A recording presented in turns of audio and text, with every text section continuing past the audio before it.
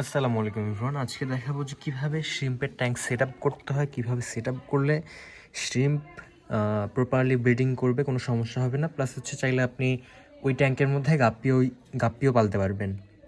তো আমরা জানি যে হচ্ছে শ্রিম্পের বাচ্চা যখন হয়, শ্রিম্পের বাচ্চাগুলো কিন্তু অনেক ছোট ছোট হয়, একদমই ছোট ছোট। তো সেই বাচ্চাগুলোকে যদি হচ্ছে অন্য মাছ থাকে ওই ট্যাঙ্কে, তাহলে ওরা অনেক ইজিলি ধরে ধরে খেয়ে নেয়। যেমন সেখানে গাপ্পি আছে, ইজিলি কিন্তু সেই বাচ্চাগুলো খাইতে পারবে। তো কীভাবে সেট আপ করলে এই অন্য মাছ যেগুলো থাকবে শ্রিম্পের সঙ্গে, সেই মাছগুলো শ্রিম্পের বাচ্চাগুলো খেতে পারবে না, এটার জন্য আপনাদেরকে হাইডিং প্লেস দিতে হবে। কীরকম? যেমন দেখেন এই ট্যাঙ্কটা, এটা কিন্তু একটা চারি, ছোটো একটা চারি। এই চারির মধ্যে আমি জাস্ট হচ্ছে 2 জোড়ার মতন শ্রিম্প দিয়েছিলাম, মোটামুটি অ্যাডাল্ট সাইজের। দেওয়ার পরে হচ্ছে এখন বেশ অনেক দিনই হয়েছে। দেওয়ার পরে আমি এখানে কিন্তু হাত দিইনি, সেভাবে হাত না দিয়ে আমি জাস্ট হচ্ছে এখানে 1 জোড়ার মতন সান্তাক্লজ গাপ্পি 1 জোড়া এখানে ছেড়ে দিছিলাম। দিয়ে আমি করছিলাম কি, আমি আসলে হচ্ছে এখানে একটা ডিমের যে কেস আছে, এই যে ডিমের কেসগুলো একটা দিছিলাম নিচে। এটা দেওয়ার কারণ কি? দেওয়ার কারণ হচ্ছে যে শ্রিম্পটা নিচে থাকবে, নিচে থেকে শ্রিম্পের যতগুলো বাচ্চা হবে, বাচ্চাগুলোর মধ্যে বেশিরভাগ বাচ্চাই যেন হচ্ছে লুকায় থাকতে পারে। এটা করলে এমন না যে হচ্ছে আপনার বাচ্চা একদমই খাবে না, বাচ্চা কিন্তু খাবে, কিন্তু কম খাবে। কারণ হচ্ছে এখানে বেশিরভাগ বাচ্চা কী করে, যে হচ্ছে এই যে ডিমের কেসটা, এই কেসের নিচে লুকায় থাকে। আর এরা এমনভাবে লুকায় থাকে যে হচ্ছে গাপ্পি সহজে এদেরকে খুঁজে পায় না, যে কারণে বাচ্চাগুলো সেভ হয়।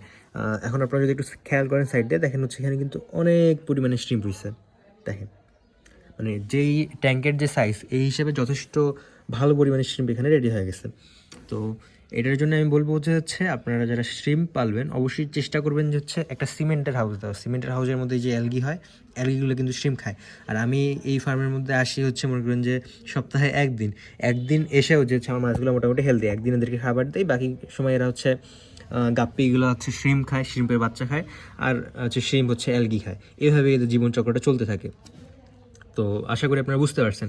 আর শ্রিম্প নেওয়ার পরে কী করবেন? আসলে আমি দেখছি যে হচ্ছে শ্রিম্প নেওয়ার পরে হচ্ছে অনেকের কাছে শ্রিম্প মারা যাওয়ার কারণ কি? মারা যাওয়ার কারণ হচ্ছে পানির মধ্যে যদি আপনার আয়রন থাকে, তাহলে কিন্তু শ্রিম্প টিকবে না। তো অবশ্যই আপনার বাসার পানিটাকে চেক করে নেবেন শ্রিম্প অর্ডার করার আগে। চেক করে পানিটাকে পুরানা করে তবুও যদি সমস্যা থাকে, তাহলে হচ্ছে পানির মধ্যে একটু কাঠবাদাম পাতা ইউজ করবেন। আর আমি যে পরামর্শগুলো দিচ্ছি আপনাদেরকে, এগুলো অবশ্যই হচ্ছে আমি নিজে ইউজ করছি, নিজে বেনিফিট পাইছি, ওই জন্যই দিচ্ছি। বাকিদের হচ্ছে হয়তো বা হচ্ছে মতে পার্থক্য থাকতে পারে, এ বিষয়ে আমার কোনো দ্বিমত নাই। তো এই